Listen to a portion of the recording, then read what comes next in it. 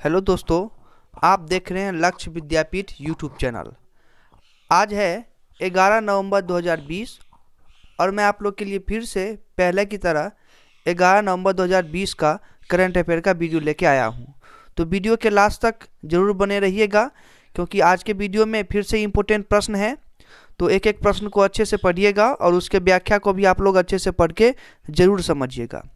आज के वीडियो में दो रिपीटेड प्रश्न है जो आप लोग को पिछले दिन के करंट अफेयर के वीडियो में मिला था, तो उसको भी आप लोग अच्छे से रिवाइज कर लीजिएगा, क्योंकि इम्पोर्टेंट प्रश्न है वो, इसलिए मैंने इस वीडियो में उस प्रश्न को भी इंक्लूड किया है। अगर आप लोग को पीडीएफ फाइल चाहिए हो तो नीचे डिस्क्रिप्शन में जाइएगा और वहाँ से आप लोग पीडीएफ फाइल डाउनलोड कर लीजिएगा। तो चलिए बढ़ते हैं आज के पहले प्रश्न की ओर। आज का पहला प्रश्न है, हाल ही में चर्चित टिग्रे डाइस देश का एक क्षेत्र है।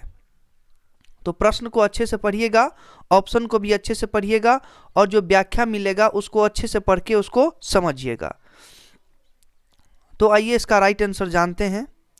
ऑप्शन नंबर सी राइट होगा, इथियोपिया। याद रखिएगा आप लोग। आइए इसका व्याख्या देखते हैं। यह इथियोपिया के 9 क्षेत्रों में सबसे उत्तरी है। यह टिग्रियन, इरोब और कुनमा लोगों की मातृभूमि है। इथियोपिया जो है वो महान दरार घाटी द्वारा विभाजित देश है, जो कि एडिस अबाबा में अपनी राजधानी के साथ विभाजित है। तो प्रश्न को एक बार फिर से देख लीजिए आप लोग कि प्रश्न था कि हाल ही में चर्चित टिग्रे डैश देश का एक क्षेत्र है। तो ये जो है इथियोपिया देश का क्षेत्र है और इसके बारे में विस्तार से दिया हुआ है कि इसको भी आप लोग अच्छे से पढ़ के समझ लीजिएगा। बढ़ते हैं अगले प्रश्न की ओर। अगला प्रश्न है कि प्रधानमंत्री नरेंद्र मोदी ने वीडियो कॉन्फ्रेंसिंग के माध्यम से डैश के घोघा और हजीरा के बीच रो पैक्स फेरी सेवा का शुभारंभ किया है। प्रश्न को एक बार फिर से रिपीट कर रहा हूं कि प्रधानमंत्री नरेंद्र मोदी ने वीडियो कॉन्फ्रेंसिंग के माध्यम से डैश के घोघा और हजीरा के बीच रो पैक्स फेरी सेवा का शुभारंभ किया है। तो आइए इसका राइट आंसर जानते हैं। ऑप्शन को आप लोग अच्छे से पढ़िए। इसका राइट आंसर होगा ऑप्शन नंबर बी, गुजरात। इसका राइट आंसर होगा। आइए व्याख्या समझते हैं। प्रधानमंत्री नरेंद्र मोदी ने जो है वो वीडियो कॉन्फ्रेंसिंग के माध्यम से गुजरात के घोघा और हजीरा के बीच रो पैक्स फेरी सेवा का शुभारंभ किया है। नौकापोत को वोयेज सिम्फनी नामक एक 3 मंजिला जहाज है। ये जो है नौकापोत को वो एक वोयेज सिम्फनी नामक एक जो है 3 मंजिल का जहाज है। इसमें जो है सो 30 ट्रक 100 यात्री या 100 कार और 500 यात्रियों को लोड करने की भार क्षमता है। और जो है इस टर्मिनल में प्रशासनिक कार्यालय, इमारत, पार्किंग क्षेत्र, सब स्टेशन और वाटर टावर आदि कई सुविधाएं हैं इसमें, इस 3 मंजिला जहाज में। तो इसका नाम क्या है? वोयेज सिम्फनी इसका नाम है। ये 3 मंजिल का जहाज है, इसको याद रखिएगा आप लोग। और ये था इसका प्रश्न। तो प्रश्न को आप लोग अच्छे से पढ़ लीजिएगा और इसका व्याख्या जो है ये, इसको भी आप लोग अच्छे से पढ़ के समझ लीजिएगा। अगला प्रश्न है, उद्यम योजना डैश मंत्रालय के अंतर्गत आती है। तो ये उद्यम योजना जो है सो किसके अंतर्गत आती है? तो इसका ऑप्शन आप लोग पढ़िए। 4 ऑप्शन है।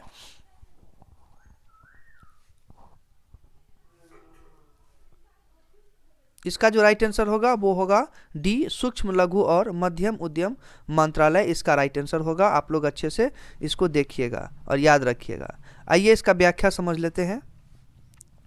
भारत सरकार ने घोषणा की कि 11 लाख से अधिक एमएसएमई ने उद्यम पंजीकरण की नई ऑनलाइन प्रणाली पर पंजीकरण किया है और यह 1 जुलाई 2020 को सूक्ष्म लघु और मध्यम उद्यम मंत्रालय द्वारा शुरू किए गए उद्यमों के वर्गीकरण और पंजीकरण की एक नई प्रक्रिया है। यह पंजीकरण प्रक्रिया जो है वो पूरी तरह से ऑनलाइन, पेपरलेस है और स्व घोषणा पर आधारित है। सूक्ष्म लघु और मध्यम उद्यमों के पंजीकरण के लिए कोई दस्तावेज अपलोड करने की आवश्यकता नहीं है। तो ये इसका व्याख्या था, आप लोग अच्छे से पढ़िएगा। प्रश्न इसका ये था कि उद्यम योजना डैश मंत्रालय के अंतर्गत आती है। तो ये सूक्ष्म लघु और मध्यम उद्यम मंत्रालय के अंतर्गत आती है।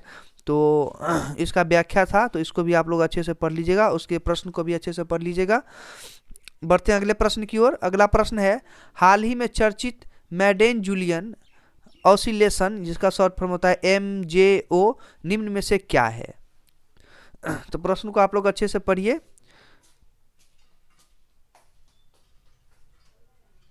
इसका राइट आंसर होगा ऑप्शन नंबर सी, समुद्री वायुमंडलीय घटना है।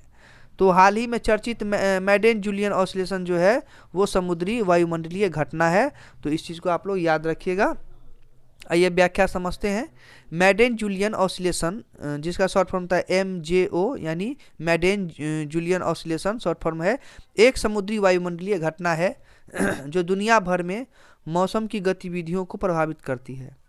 इसे जो है 30 से 60 दिवसीय दोलन, यानी 30 से 60 दिवसीय तरंग या इंट्रासीजनल दोलन के रूप में भी जाना जाता है। तो व्याख्या आप लोग अच्छे से पढ़िएगा। आइए प्रश्न एक बार फिर से देख लेते हैं। प्रश्न देख लीजिए और ये इसका व्याख्या है, उसको भी आप लोग अच्छे से समझ लीजिए। बढ़ते हैं अगले प्रश्न की ओर। अगला प्रश्न है कि हाल ही में डैश ने EOS-1 यानी 01 लॉन्च करने के लिए PSLV-C-49 रॉकेट का उपयोग किया था। तो मतलब हाल ही में किसने जो है वो EOS-1 लॉन्च करने के लिए PSLV-C-49 रॉकेट का उपयोग किया था? देखिए ऑप्शन है आपके पास 4, तो इसको अच्छे से पढ़िए ऑप्शन को और सही से इसका जवाब आप लोग देखिए।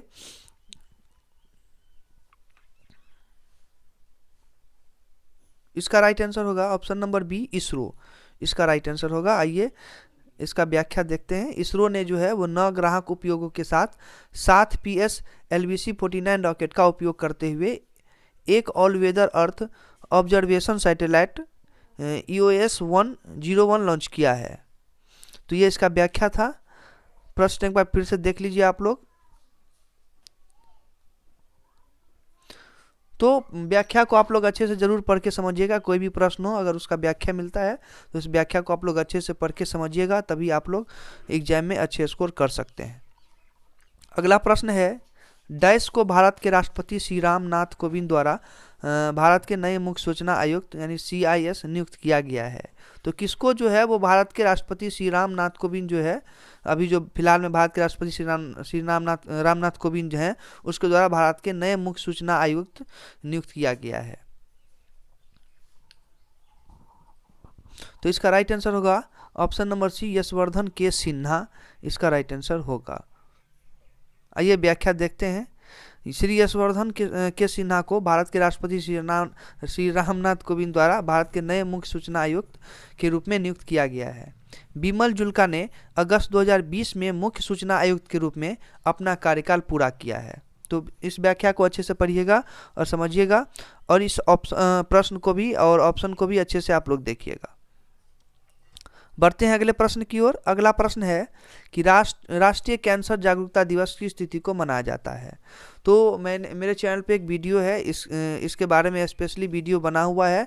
तो अगर आप लोग राष्ट्रीय कैंसर जागरूकता दिवस के बारे में अच्छे से पूरा विस्तार से जानना चाहते हैं तो चैनल पे जाके उस वीडियो को आप लोग देख लीजिएगा। आप लोग को पूरी जानकारी मिल जाएगी, क्यों मनाया जाता है, कैंसर क्या होता है, इसके क्या लक्षण होते हैं, सारा कुछ उस वीडियो में डिटेल दिया हुआ है। तो आप लोग ज़रूर उस वीडियो को एक बार देख लीजिएगा, सारा कुछ समझ में आप लोग को आ जाएगा। तो फिलहाल यहाँ पे प्रश्न है कि राष्ट्रीय कैंसर जागरूकता दिवस किस तिथि को मनाया जाता है? तो ये जो है 7 नवंबर को मनाया जाता है राष्ट्रीय कैंसर जागरूकता दिवस। आइए व्याख्या समझते हैं। राष्ट्रीय कैंसर जागरूकता दिवस प्रति वर्ष जो है वो 7 नवंबर को मनाया जाता है। यह पहली बार 2014 में मनाया गया था। यह दिन कैंसर के प्रसार को रोकने के बारे में जागरूकता फैलाने के लिए समर्पित है और कोई भी लक्षण का जल्द पता कैसे लगा सकता है। यह दिन जो है वैज्ञानिक मैरी क्यूरी की जयंती के साथ आता है। इस चीज़ को आप लोग याद रखिएगा कि वैज्ञानिक मैरी क्यूरी जो थी उसकी जयंती के दिन ये आता है राष्ट्रीय कैंसर जागरूकता दिवस। जो नोबेल पुरस्कार जीतने वाली पहली महिला थी मैरी क्यूरी, और इन्होंने जो है वो रेडियम और प्लूटोनियम की खोज के लिए इसे जीता था। अगला प्रश्न है कि PM मोदी ने हाल ही में किस राज्य में ro pax ferry vessel voyage symphony का उद्घाटन किया है? तो प्रश्न को अच्छे से पढ़िएगा। आइए इसका राइट आंसर जानते हैं। डी राइट होगा, गुजरात। इसका व्याख्या देखते हैं। प्रधानमंत्री नरेंद्र मोदी ने 8 नवंबर 2020 को गुजरात में घोघा यानी जो कि भावनगर में है और हजीरा जो कि सूरत के पास है उसके बीच रोपैक्स फेरी सेवा की शुरुआत की, जिसका वीडियो कॉन्फ्रेंसिंग के माध्यम से उद्घाटन किया गया। रोपैक्स फेरी वेसल वेज सिम्फनी समुद्री मार्ग के दोनों स्थानों के बीच की लगभग 370 किलोमीटर सड़क की दूरी को 90 किलोमीटर तक कम कर देगी। तो ये व्याख्या है इसका, तो आप लोग इसको अच्छे से समझिएगा। ये प्रश्न था और ये इसका व्याख्या, तो प्रश्न को भी और व्याख्या को भी अच्छे से पढ़ के समझिएगा। अगला प्रश्न है कि नौवहन मंत्रालय में वर्तमान राज्य मंत्री कौन है? तो आइए इसका राइट आंसर देखते हैं क्या होगा।